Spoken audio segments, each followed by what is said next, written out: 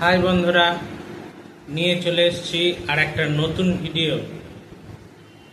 আজকে আমরা class 11-এর morphology of plants বা উদ্ভিদের মরফোলজির একটা টার্ম ফাইলোট্যাক্সি, এটাকে একটু বুঝে নেব। ফাইলোট্যাক্সি তোমরা পড়েছো বইয়ে।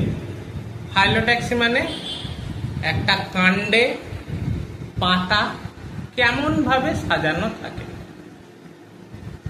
দেখো, আজকে তোমাদের একটা উদাহরণ দিয়ে দেখায়।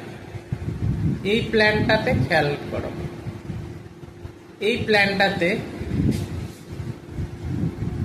এই যে পাতাটা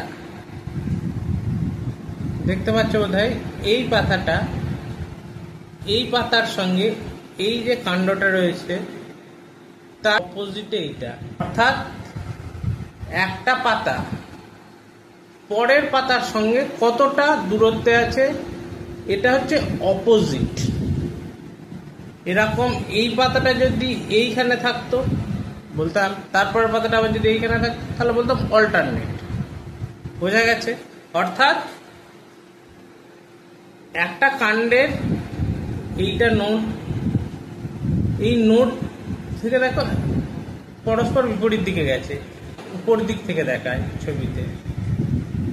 তো দেখো অপোজিট দেখতে পাচ্ছ, এইটার অপোজিটে রয়েছে এইটা, এইটার অপোজিটে রয়েছে এইটা, এইটার অপোজিটে রয়েছে এইটা। এটা হচ্ছে উপর থেকে ভিউ, এটা হচ্ছে সাইড থেকে ভিউ। দেখো এটার অপোজিটে এইটা, আবার যদি ঘুরিয়ে নাও এটার অপোজিটে এইটা।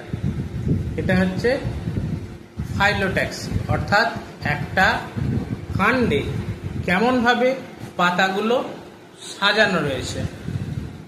আশা করি বুঝতে পেরেছ। দেখা হচ্ছে পরের ভিডিওয়।